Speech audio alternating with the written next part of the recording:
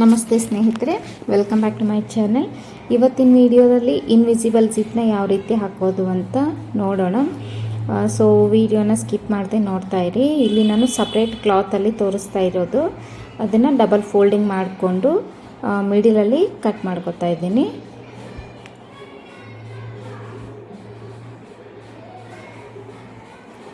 ಈ ಥರ ಮಿಡಿಲಲ್ಲಿ ಕಟ್ ಮಾಡ್ಕೊಂಡಾದಮೇಲೆ ಇದಕ್ಕೆ 1/2 ಇಂಚು ಮಾರ್ಜಿನ್ ಹಾಕ್ಕೊಳ್ಳಿ.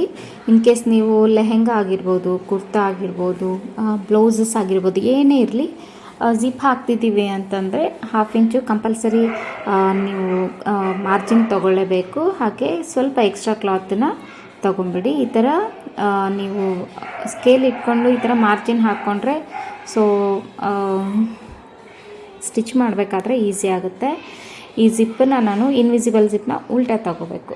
ಸ್ಟಿಚ್ ಮಾಡಬೇಕಾದ್ರೆ ಕಂಪಲ್ಸರಿ ಉಲ್ಟಾನೇ ಸ್ಟಿಚ್ ಮಾಡಿದಾಗ ಮಾತ್ರ ನಮಗೆ ನೀಟಾಗಿ ಬರೋದು. ಅದೇ ಮೆಥಡಲ್ಲಿ ಸ್ಟಿಚ್ ಮಾಡ್ಕೋಬೇಕು.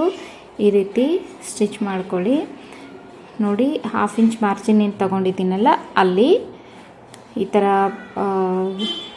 ಜಿಪ್ನ ಉಲ್ಟಾ ಇಟ್ಟು ಎಡ್ಜಲ್ಲಿ ಸ್ಟಿಚ್ ಹಾಕ್ಕೋಬೇಕು. ಈ ಥರ ಎಡ್ಜಲ್ಲಿ ಸ್ಟಿಚ್ ಹಾಕಿ ಹಾಗೆ ಕೊನೆಯಲ್ಲಿ ರಫ್ ಮಾಡಬೇಕು. ನಿಮಗೆ ಎಲ್ಲಿವರೆಗೂ ಜಿಪ್ ಬೇಕು ಅಂತ ಅಂದ್ಕೊಂಡಿರ್ತೀರಲ್ಲ, ಅಲ್ಲಿ ಒಂದು ಮಾರ್ಕ್ ಹಾಕ್ಕೊಂಡು ಅಲ್ಲಿವರೆಗೂ ಅಲ್ಲಿ ನೀವು ಸ್ವಲ್ಪ ರಫ್ ಮಾಡ್ಕೋಬೇಕು. ಹಾಗೆ ಇಲ್ಲಿ ಎಡ್ಜಲ್ಲಿ ಜಿಪ್ ಏನಿರುತ್ತಲ್ಲ, ಅಲ್ಲಿ ಎಡ್ಜಲ್ಲಿ ಇನ್ನೊಂದು ಸ್ಟಿಚ್ ಹಾಕ್ಕೋಬೇಕು. ನಾನಿಲ್ಲಿ ಸಿಂಗಲ್ ಫೂಟ್ನ ಯೂಸ್ ಮಾಡ್ತಾ ಇದ್ದೀನಿ.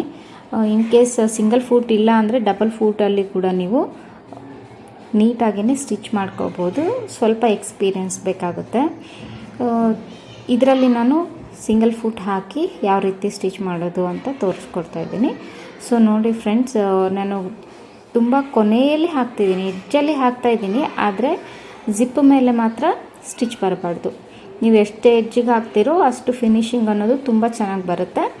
ಆದರೆ ಒಂದು ಸ್ಟಿಚ್ ಕೂಡ ಜಿಪ್ ಮೇಲೆ ಬರಬಾರ್ದು. ಆ ಥರ ಒಂದು ಸ್ಟಿಚ್ ಬಂದ್ರೂ ನಿಮಗೆ ಜಿಪ್ ಹಾಕೋದಕ್ಕೂ ಆಯಿತು, ತೆಗೆಯೋದಕ್ಕಾಯಿತು ಬರಲ್ಲ. ಸೊ ನೋಡಿ, ನೆಕ್ಸ್ಟ್ ಇನ್ನೊಂದು ಕ್ಲಾತಲ್ಲಿ ಕೂಡ ನಾನು 1/2 ಇಂಚ್ ಮಾರ್ಜಿನ್ ಇಟ್ಕೊಂಡು ಈ ಥರ ಜಿಪ್ನ ಉಲ್ಟಾನೇ ಹಾಕ್ಕೊಂಡಿರೋದು. ಒಂದ್ರ ಮೇಲೆ ಒಂದು ಕ್ಲಾತ್ ಹಾಕ್ಬಿಡಿ. ಸೊ ಸ್ಟಿಚ್ ಮಾಡಬೇಕಾದ್ರೆ ನಿಮ್ಗೆ ಈಸಿ ಆಗುತ್ತೆ. ಸ್ವಲ್ಪ ಕ್ಲಾತ್ನ ಜರಿಸಿ ಸೇಮ್ ಮುಂಚೆ ಯಾವ ಥರ ಸ್ಟಿಚ್ ಮಾಡಿದ್ವೋ ಅದೇ ರೀತಿ ಸ್ಟಿಚ್ ಮಾಡ್ಕೋಬೇಕು. ಎಡ್ಜಲ್ಲಿ ಸ್ಟಿಚ್ ಮಾಡ್ಕೊಳ್ಳಿ.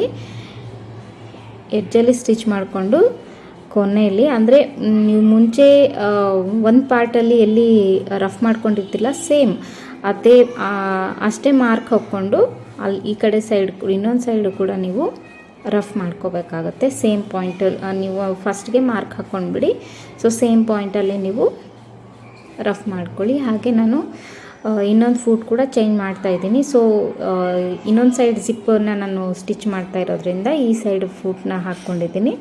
ಇಲ್ಲಿ ಇದಕ್ಕೂ ಕೂಡ ಸೇಮ್ ಪ್ರೊಸೀಜರ್, ಎಡ್ಜಲ್ಲಿ ಸ್ಟಿಚ್ ಹಾಕ್ಕೋಬೇಕು. ನೀವು ಎಷ್ಟು ಎಡ್ಜಿಗೆ ಹಾಕ್ತಿರೋ ನಿಮಗೆ ಫಿನಿಶಿಂಗ್ ಅನ್ನೋದು ಅಷ್ಟು ಚೆನ್ನಾಗಿ ಬರುತ್ತೆ. ನೋಡಿದ್ರಲ್ಲ, ಈಗ ನೋಡಿ ಕ್ಲಾತನ್ನು ನಾವು ಯಾವ ರೀತಿ ಫೋಲ್ಡ್ ಮಾಡಬೇಕಂದ್ರೆ 1/2 ಇಂಚ್ ಮಾರ್ಜಿನ್ ಹಾಕ್ಕೊಂಡಿರ್ತೀವಲ್ಲ, ಆ 1/2 ಇಂಚ್ ಕ್ಲಾತನ್ನು ನಾವು ಫೋಲ್ಡ್ ಮಾಡ್ಕೋಬೇಕು. ನೋಡಿ, ಎಡ್ಜಲ್ಲಿ ಹಾಕಿದ್ದೀನಿ, ತುಂಬ ಎಡ್ಜಲ್ಲಿ ಬಂದಿದೆ. ಈಗ 1/2 ಇಂಚ್ ಕ್ಲಾತ್ ಮಾರ್ಜಿನ್ ಹಾಕ್ಕೊಂಡಿರ್ತೀವಲ್ಲ, ಅಷ್ಟು ಕ್ಲಾತನ್ನು ನಾನು ಫೋಲ್ಡ್ ಮಾಡ್ತಾಯಿದ್ದೀನಿ.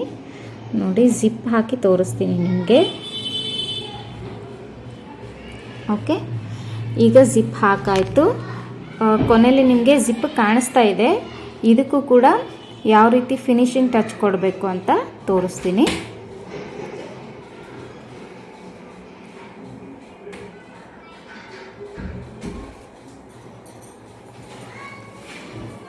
ಫಿನಿಶಿಂಗ್ ಟಚ್ ಯಾವ ರೀತಿ ಕೊಡೋದು ಅಂತ ತೋರಿಸ್ಕೊಡ್ತೀನಿ. ಕ್ಲಾತನ್ನು ಮತ್ತೆ ಈ ರೀತಿ ಉಲ್ಟಾ ಹಾಕ್ಕೊಂಡು 1/2 ಇಂಚ್ ಮಾರ್ಜಿನ್ ಹಾಕ್ಕೊಂಡಿರ್ತೀವಲ್ಲ, ಮತ್ತೆ ಅಲ್ಲಿನೇ ನಾವು ಅದೇ ಥರ 1/2 ಇಂಚ್ ಮಾರ್ಜಿನ್ ಹಾಕ್ಕೋಬೇಕು. ರಫ್ ಏನು ಮಾಡ್ಕೊಂಡಿರ್ತೀವಲ್ಲ, ಅಲ್ಲಿಂದ ಮಾರ್ಜಿನ್ 1/2 ಇಂಚ್ ಮಾರ್ಜಿನ್ ಹಾಕ್ಕೊಂಡು ಸ್ಟಿಚ್ ಮಾಡ್ಕೋಬೇಕಾಗುತ್ತೆ.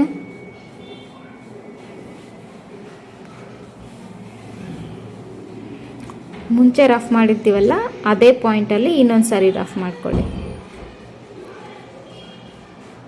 ಇನ್ನೊಂದು ಸಾರಿ ರಫ್ ಮಾಡಿಕೊಂಡು